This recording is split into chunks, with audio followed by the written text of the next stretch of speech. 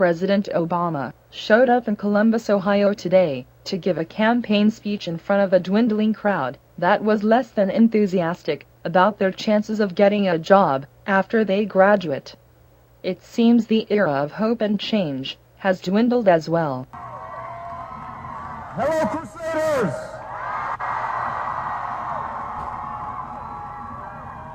Oh, it is good to be back in Columbus. Sun came out for us. It's a good sign. It is fun to be back in Ohio, and it is great to be here. I just want to acknowledge a few people. First of all, give Stephen a big round of applause. He was explaining to me what it's like being a BMX rider, and he said that, well, I asked him, because I'd seen those guys in the Olympics, and I said, it seems like you guys fall a lot. And he says, no, I learned how to fall on my shoulder. I said, well, is that good? He said, well, I broke my shoulder 4 times. So, but he looks okay to me. He's doing great. A couple other people I want to acknowledge. Your outstanding mayor, Michael Coleman, is in the house. There he is. And we've got congressional candidate Joyce Beatty is here. And all of you are here. How many students do we have here? You guys are excited about school starting up? Everybody was saying yes except this one guy over here. I saw he was shaking his head. Come on, man. It's going to be great. Well, I am glad we've got some students here because I came to Columbus today to talk about what most of the students here are doing every day. Your education is the single most important investment that you can make in your future. And I'm proud of all the students who are here doing what it takes to make that investment. The long hours in the library, except for this guy.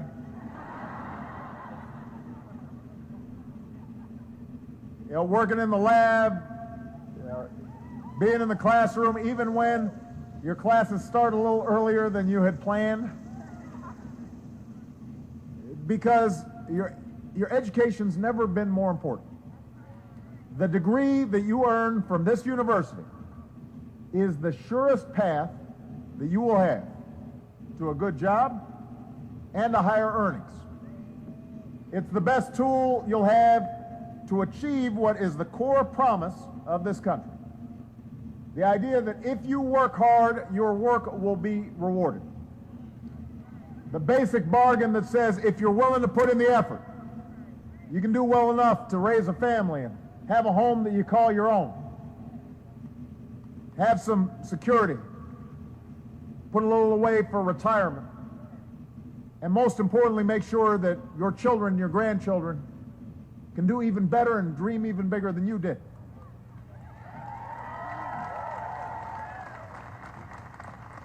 That's the hope that your parents had for you. That's the hope I have for Malia and Sasha. That's the hope that you'll someday have for your own kids. But here's the thing. This is about more than just your own success. Now more than ever, your success is America's success. Because when we invest in your future, we're investing in America's future. The fact is that countries that out-educate us today, they'll be able to out-compete us tomorrow. Businesses are mobile in the 21st century economy. They can locate anywhere. So they're going to create jobs and they're going to hire wherever they find the best educated, most highly skilled workers. And I don't want them to have to look any further than right here in Columbus, right here in Ohio, right here in the United States of America.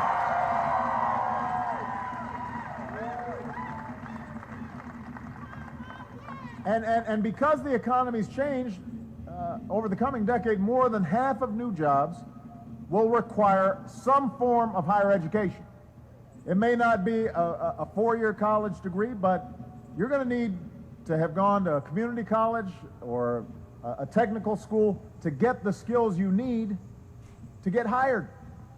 And this is not breaking news to any of you. What's also not breaking news is the fact that higher education has gotten a lot harder to afford. It's gotten more expensive. Now, over the past 2 years, over the past 2 decades, tuition and fees at America's colleges have more than doubled. The average student who borrows to pay for college now graduates with about $26,000 worth of student loan debt. Well, that sounds low to you?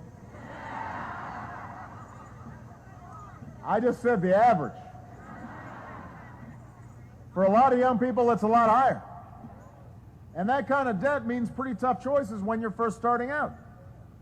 It might mean putting off starting a family or buying a home, or putting off chasing that great idea that you've got for a small business. When a big chunk of each paycheck goes towards paying off your loan debt, that's not just tough for middle-class families that are trying to make it and young people who are trying to get started, it's also painful for the entire economy, because that means that money you might be spending on buying a new home or doing something else with it, it's going to that check that you're writing every single month. It's not going to the local business. And I have to say, this is something Michelle and I know firsthand about. I'm not speculating on this because we've been in your shoes. Neither of us came from wealthy families. Both of us graduated from college and law school with a mountain of debt. When we married, we got poorer together. We combined our liabilities into one big liability. We paid more for our student loans than we paid on our mortgage each month. And that went on for years. And then once we had Malia and Sasha, we needed to start saving for their college educations, but we were still paying off our college educations. Now keep in mind, we were lucky enough to land good jobs. We had steady incomes. But we did not finish paying off our student loans until about 8 years ago. Think about that. I got an education that worked out pretty good. But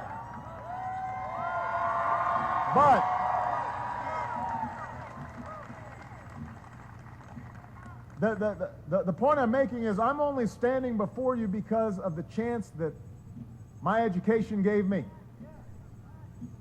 So I can tell you with some experience that making higher education more affordable for our young people, it's something I've got a personal stake in. It's something that Michelle has a personal stake in. We believe in it because we've been there, and we know that unless you provide those rungs on the ladder of opportunity, young people who are more talented than we are may not get a shot.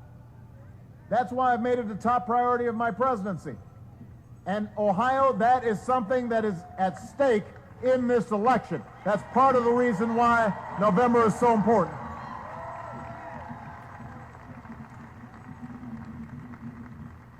And I say this because putting a college education within reach for working families just doesn't seem to be a big priority for my opponent. You know, a few months ago, just up the road in Westerville, Governor Romney said, if you want to be successful, if you want to go to college or start a business, you can just, and I'm quoting here, borrow money if you have to from your parents.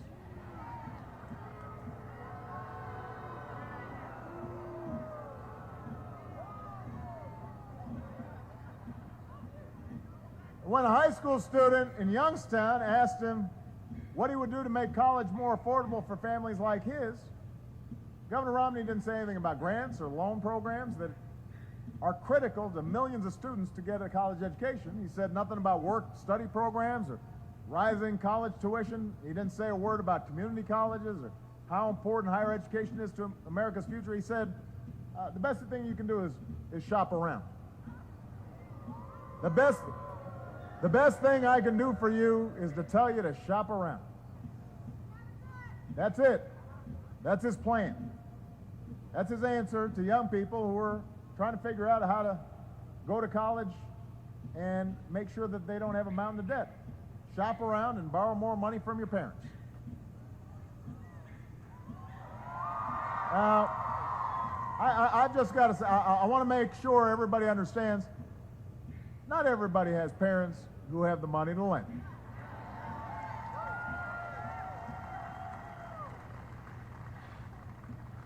You know, that may be news to some folks, but it's the truth.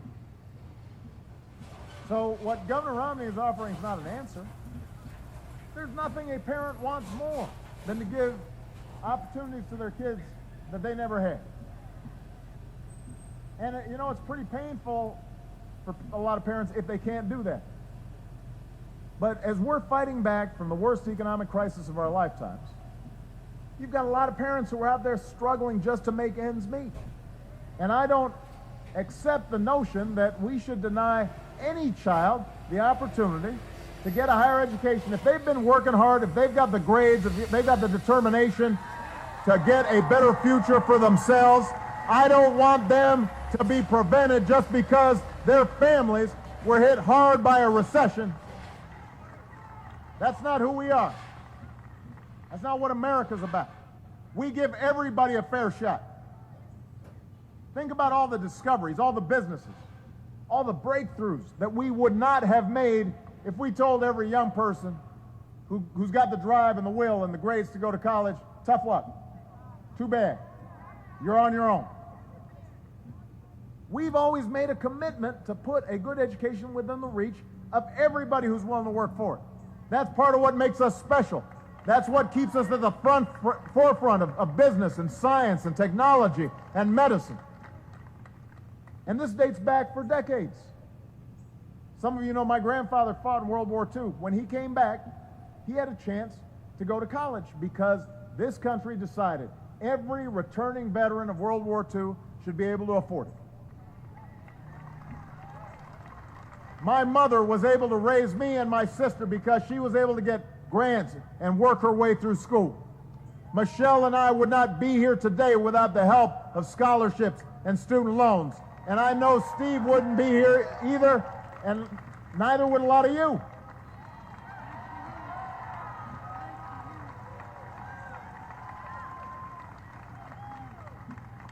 So in a 21st century economy, a college education should be available for everybody, not just the wealthy few.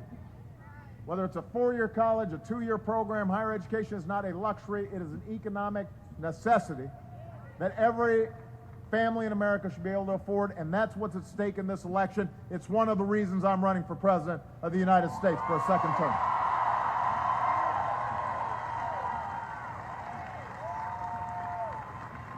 And I want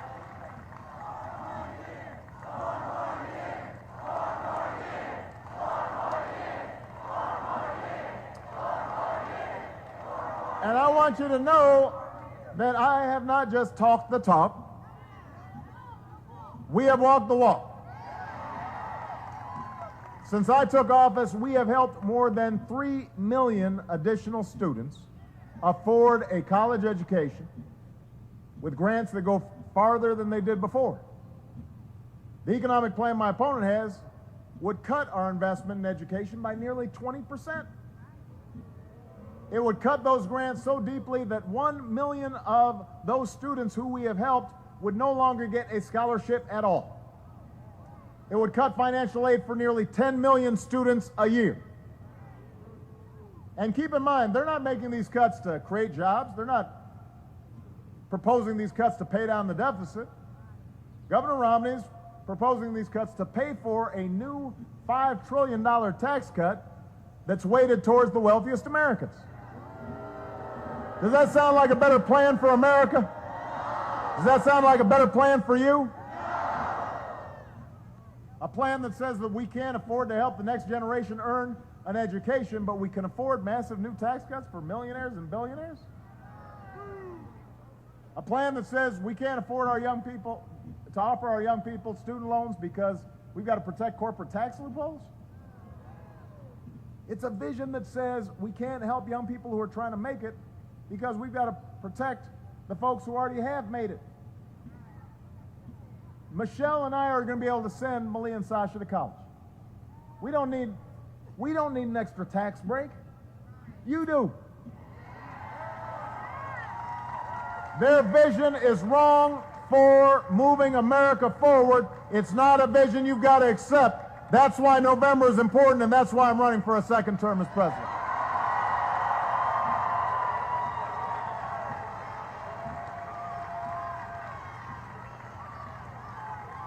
Governor Romney makes his time as an investor in the private sector the basis of his candidacy. That's how he says he's going to fix the economy. I was in the private sector.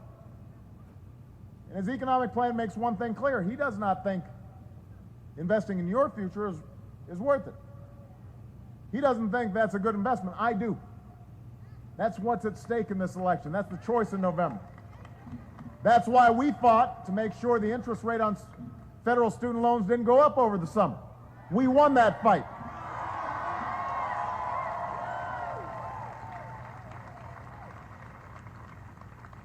Some of these Republican members of Congress would have allowed those rates to double, costing more than 7 million students an extra $1,000 a year.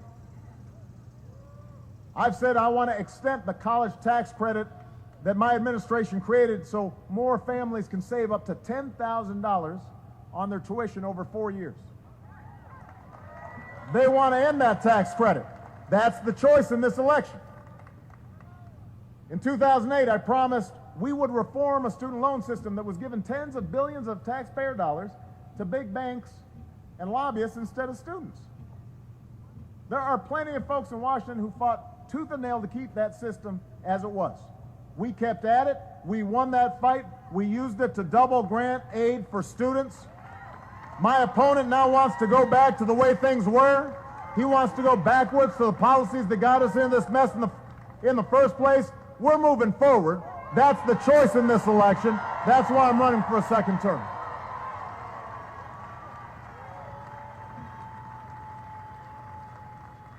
And by the way, part of our job is also to make sure you don't need a PhD to apply for financial aid in the first place. So we put in place this new consumer protection watchdog, the Consumer Finance Protection Bureau, put in place, and it's working with the Department of Education to develop a simple new fact sheet on student loans and financial aid. So you can have all the information you need to make your own best choices about how to pay for college. We call it Know Before You Owe. Know before you owe. That's a good idea. But my opponent wants to get rid of this new consumer protection agency and let for-profit colleges keep preying on veterans and working families. That's one of the choices in this election. I want to make sure that America once again leads the world in educating our kids, training our workers. I want to make sure more of our students are prepared for college by helping our secondary and elementary schools hire and reward the best teachers, especially in math and science. I want to give 2 million more Americans the chance to go to community college, learn the skills that local businesses are looking for right now. I've put colleges and universities on notice. If they can't stop tuition from going up, the funding they get from taxpayers will go down. We want to give them some incentive to start lowering tuition. That's the choice in this election. That's what we're fighting for. That's what you're going to be having to think about when you go to that voting booth in November. Four years ago, I promised that we would end the war in Iraq. Thanks to the service and the sacrifice of our incredible men and women in uniform, That's what we've done. Today, all our troops are out of Iraq. We are beginning to bring our troops home from Afghanistan. But the key is making sure that they are getting the same good deal that my grandfather got when he came home from the war. So we've made sure to keep the post-9/11 GI Bill strong, so that everybody who has served our country has the chance to earn a degree. As long as I am Commander-in-Chief, I promise you we will care for our veterans and serve them as well as they've served us.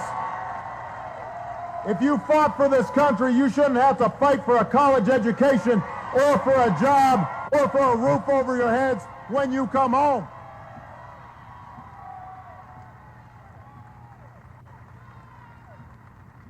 So that's what we're fighting for, Columbus. That's just one example in the education arena of what's at stake. Now, over the next 2.5 months, the other side will spend more money than we have ever seen, ever. I mean, they got folks writing $10 million checks, $20 million checks. They should be contributing that to a scholarship fund to send kids to college. But instead, they are going to spend more money than we've ever seen on ads. And, you know, the ads all say the same thing, which is the economy's not where it needs to be, and it's all Obama's fault. See, look, no, listen. They know their economic plan isn't popular. They know that gutting investments in education and science and infrastructure and voucherizing Medicare, they know that doesn't really sell well. They know that it especially doesn't sell well when you're doing all those things not to reduce the deficit, but to pay for massive new tax cuts for millionaires and billionaires. They know that's not going to poll well.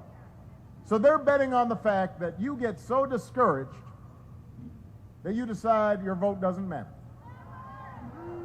They're betting every single $10 million check from a wealthy donor drowns out millions of voices at the ballot box. They're counting on young people sitting this one out. They say, well, you know what? Yeah, Obama's, you know, he's grayer now. He's not as new and as fresh as he was in 2008. So young people aren't going to turn out the same way. They're counting on you sitting on the sidelines and letting others make the choice for you. See, they don't have a plan to create jobs or strengthen the middle class, but this is their plan to win the election. But I'm counting on something different. I'm counting on you. I'm counting on the fact that when the American people focus and push aside all the noise and all the nonsense, and they remember the fact that all of us, whatever success we've achieved because we worked together. Because we made sure everybody has a fair shot and everybody is doing their fair share and everybody's playing by the same set of rules. I'm counting on the fact that when the American people focus on what's at stake, you can't be stopped. And all the money the other side is spending doesn't matter. So I'm going to need your help. Young people especially, I'm going to need your help. I need to make sure you're registered to vote at your current address. We've got staff and volunteers who are here who can help you do that before you leave today. And when you leave, I'm asking you to grab 10 friends. Make sure they're registered too. And if you need more information, you can go visit the website gottaregister.com. That's not got to, not got to, it's gotta. Gotta register.com. Let's prove the cynics wrong. Let's show them your votes count.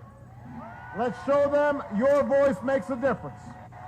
Let's show them America better start listening to the voice of the next generation of Americans. I need your help to keep this American dream alive, this incredible experiment we have in democracy. This idea that no matter where you're born, or who your parents are, or how much money you got, or no matter what you look like or what you believe in, you can go as far as your talents take you. That dream that we can still together achieve great things. That you can pursue the happiness that you hope for and your parents hope for. That here in America you can make it if you try. Ohio, we've come too far to turn back now. We've got more students who dream to afford college. We've got more good teachers to hire. We've got more schools to rebuild. We've got more good jobs to create. We've got more homegrown energy to generate. We've got more troops we've got to come home. We've got more doors of opportunity to open for everybody who's willing to walk through them. That's why I'm asking for a second term as president. And if you're willing to stand with me and vote for me and organize with me and knock on doors and make phone calls with me, we will finish what we started. We will win Ohio.